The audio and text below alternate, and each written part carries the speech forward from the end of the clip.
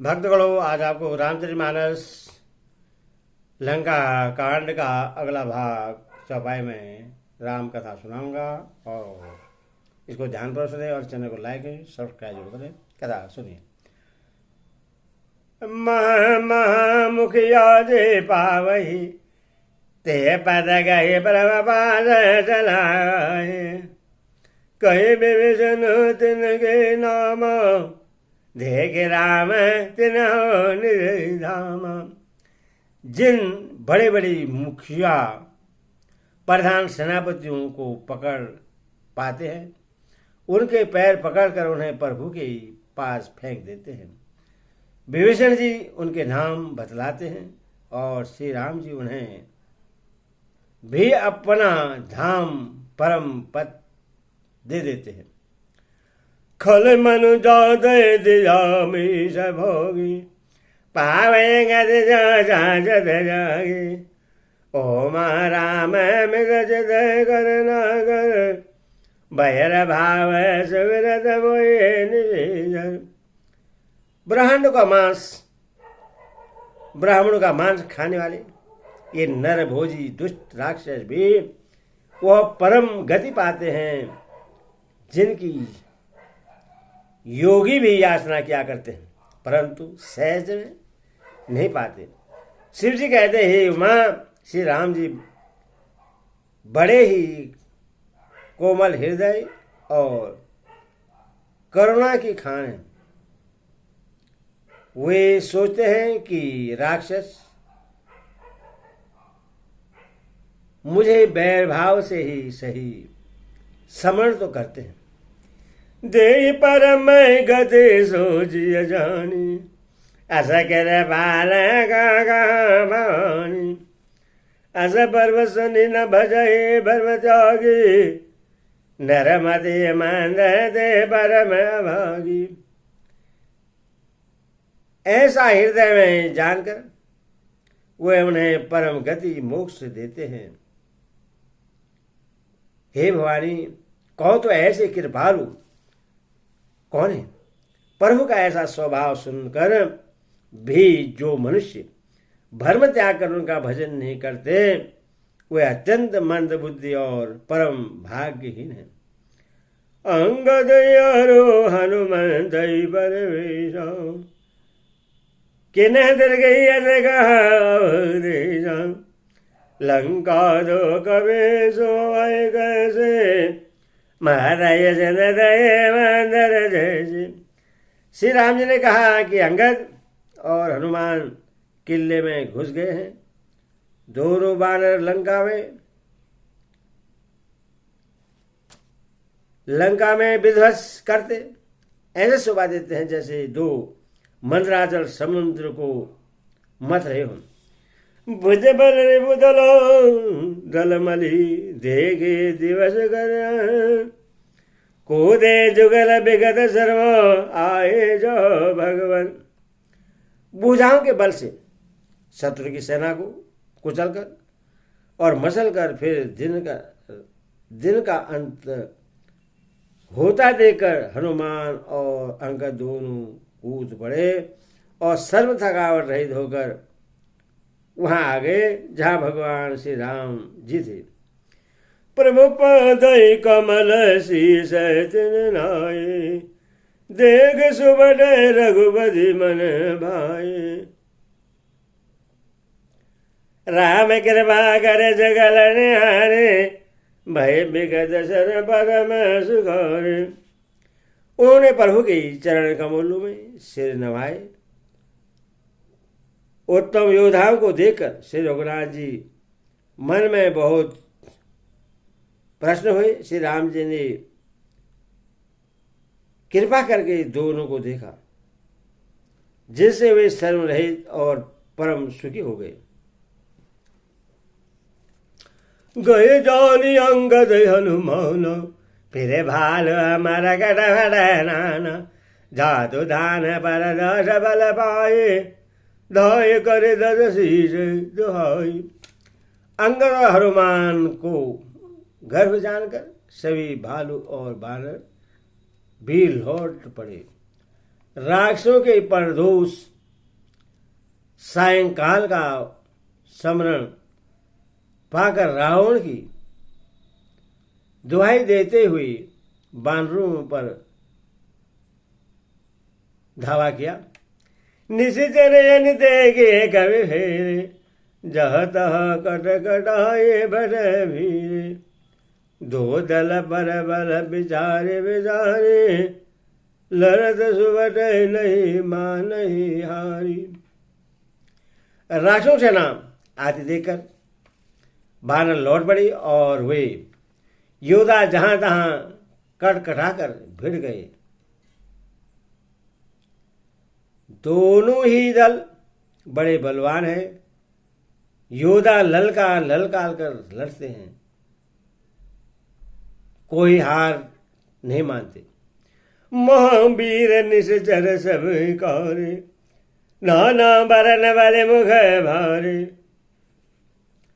सबल जुगल दल समदल जोधा, कौतुक कर दे लरत करे क्रोधा। सभी राक्षस महावीर और अत्यंत काले हैं, और वानर विशाल काय तथा अनेकों रंगों के हैं। दोनों ही दल बलवान हैं तथा और समस्त बल वाले योद्धा हैं। वे क्रोध करके लड़ते हैं और खेल करते वीरता दिखलाते हैं। पावित शरण भयो दगने रे, लरत मन मारत के बेरे। अनिभयंग बन अरु अधिकाया, बिजलन सैन के नहीं माया। राक्षस और वानर युद्ध करते हुए ऐसे जान पड़ते हैं मानो कर्मशो वर्ष और शरद ऋतु की बहुत से बादल पवन से प्रेरित होकर लड़ रहे हों। अंकपन और अतिकाय इन सेनापतियों ने अपनी सेना को विचलित होते देखकर माया की। भय होने में से महा अति अधियारा, बृष्टि हाय रुधिर बलकारा। पल भर में अत्यंत अंधकार हो गया, खून पत्थर और राख की वर्षा होने लगी। देख निविड़ तब दशों दिशि, कवि दल भयो खवार। एक एक न देखाए ज्यादा, करे पुकार। दसों दिशाओं में अत्यंत घना अंधकार देखकर बानी की सेना में खलबली पड़ गई। एक को एक दूसरा नहीं दिख सकता और सब जहां तहां पुकार रहे हैं। सकल मरमो रघुनायक जाना,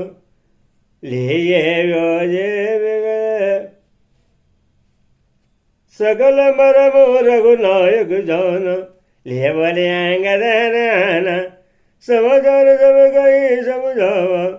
सुनत कवे कवे गंजर धाय। श्री रघुनाथ जी सब रहस्य जान गए। उन्होंने अंगद और हनुमान जी को बुला लिया और सब समाचार कहकर समझाया। सुनते हुए दोनों कविश्रेष्ठ क्रोध करके दौड़े। पुनि कृपाल हंसे चाप चढ़ावा, पावक सायक सब दे जलावा। भय प्रकाश कतो कतो मम तम नाही, ज्ञान उदय जिवे सयस जाहि। फिर कृपालु श्री रामचंद्र जी हंसकर धनुष चढ़ाया और तुरंत ही अग्निबाण चलाया, जिससे प्रकाश हो गया, कहीं अंधेरा नहीं रह गया। जैसे ज्ञान के उदय होने पर सब प्रकार के संदेश दूर हो जाते हैं। भालो बल मुख पाई पर काजो, धाये हरस बिगद सर। हनुमान अंगद रन गाजे, हाक सुनत रजनी चर भाजे। भालू और बानर प्रकाश पाकर शर्म और भय से रहित तथा प्रश्न होकर दौड़े। हनुमान और अंगद रण में गरज उठे। उनकी हाक सुनते ही राक्षस भाग छूटे। भागत भट पट गए धरे धरनी, करे भाल कवे अद्भुत करनी। गहे पद डार सागर माए, महकर धरे धरे खाए। भागते हुए राक्षस योद्धाओं को बानर और भालू पकड़कर पृथ्वी पर दे मारते हैं और अद्भुत आश्चर्यजनक करनी करते हैं। युद्ध कौशल दिखाते हैं। पैर पकड़कर उन्हें समुद्र में डाल देते हैं। वहां मगर, सांप और मत्स्य उन्हें पकड़ कर खा जाते हैं। कछु मारे कुछ घायल, कछु गड़ सड़े पराई। घर जाए बाल बल मुखो, रिपुदल बल बिचलाई। कुछ मारे गए, कुछ घायल हुए और कुछ भागकर गढ़ पर चढ़ गए। अपने बल से शत्रु दल को विचलित करके रीछ और बानर वीर गरज रहे हैं। निशा जानी कभी चार होनी, आए जय कौशल ढनी। राम कृपाल करे चितवास वही, भय विगत सरबान रस वही। रात ही जानकर बानरों की चारों सेनाएं टुकड़ियां वहां आई जहां कौशलपति श्री राम जी थे। श्री राम जी ने ज्यों ही सबको कृपा करके देखा त्यों ही वे बानर सर्वरहित हो गए।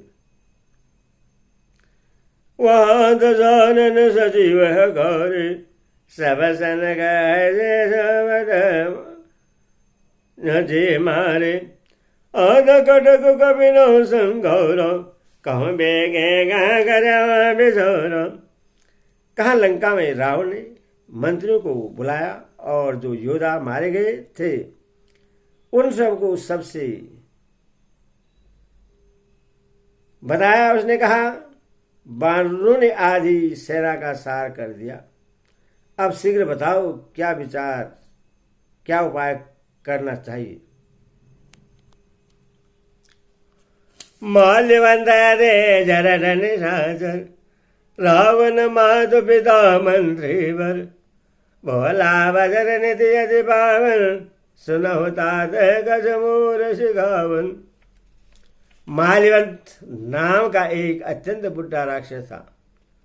वह रावण की माता का पिता अर्थात उनका नाना और श्रेष्ठ मंत्री था।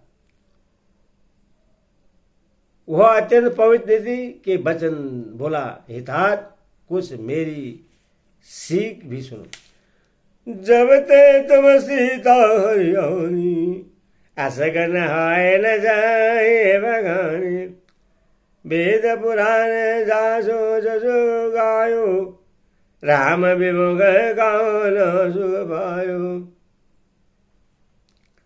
जब से तुम सीता को हर लाए हो तब से इतने अपशकुन हो रहे हैं कि जो वर्णन नहीं किए जा सकते हैं।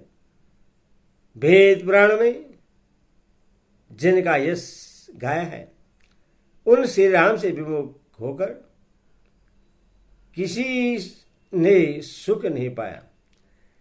हिरण्याक्ष भ्राता सहित मधुकीट बलवान, जय मारे सोई अवतर हो कृपा सिंधु भगवान। भाई हिरण्यकु सहित हिरण्याक्ष को और बलवान मधु केटा को जिन्होंने मारा था वही कृपा के समुद्र भगवान राक्षस रूप में अवतरित हुए हैं। मंगल भवन मंगल हरि, दशरथ जय धीर बिहारी। जय सिया राम राम राम जय सिया राम, जय सिया राम राम राम जय। बोले सियावर रामचंद्र की जय। बोला पवन सुत हनुमान की जय। वो साचे दरबार की जय।